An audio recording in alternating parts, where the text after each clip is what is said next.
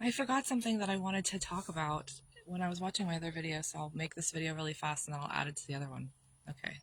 So, I was reading Daniel as well, and in it talks about the Spirit of God. So it talks about God's Spirit as being at rest in a certain area, someplace to the north, which is it's represented by a black horse. So who knows where that is? I've looked around and I don't see the black horse anywhere on the map.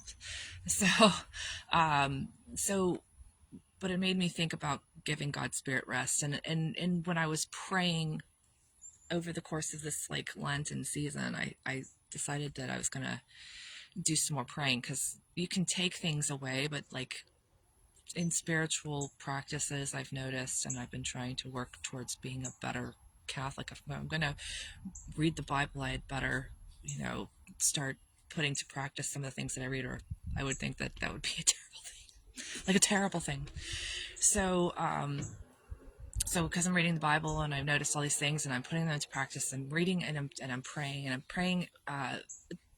in the hopes of, and in the spirit of giving God's Spirit rest. And through doing this, I came to the realization that by doing things like feeding the hungry and giving drink to the thirsty and clothing the naked, we're giving God's Spirit rest, because their spirits are crying out in agony for what they have to, like their losses.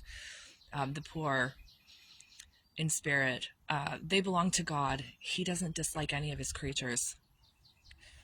This is also something so I'm in the front yard. I was pruning the blueberry bushes yesterday.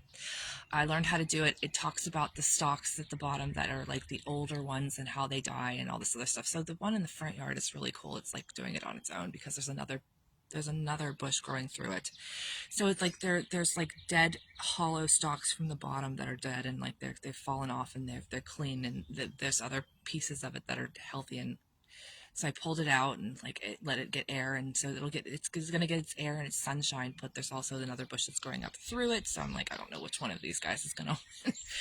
So I'm out there, and a bee is there, and the bee is like, and I'm like checking out what I'm like my garden stuff, and there's this bee, and I've talked about trying to like talk to animals and like share with them through like experience. Pardon me, like experientially, like I see you, and so the bee is like standing in front of, like coming up at me, like, and I'm like trying to walk at it, and I'm like deciding, the bee might be like communicating with me, like like the bee is like there, like if it was like a cat or a dog, I'd be like, hey, so like, are you talking to me? And it like kind of like flies away and like kind of like starts spinning around, and I'm like, wouldn't that be weird if the bee was like being friendly? And like I'm like, honey is sweet and so are you, like if you're kind to the little bee, then like you learn that the bees are cool, and like they're not gonna kill you, and then you get to like share in this like delicious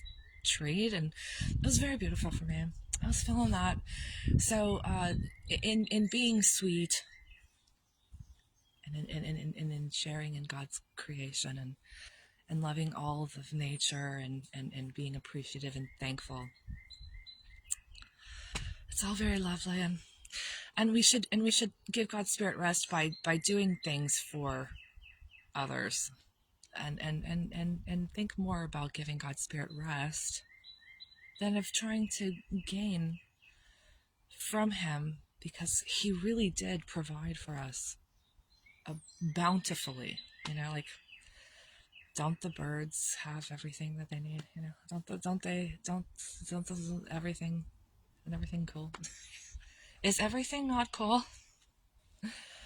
All right, so I do the best I can, but I just really wanted to say that about giving the Spirit rest, because it makes sense to me to give God's Spirit rest. Um, yeah, and to do good for God, because we love him. We love God, and he loves us. He was kind to us. All right,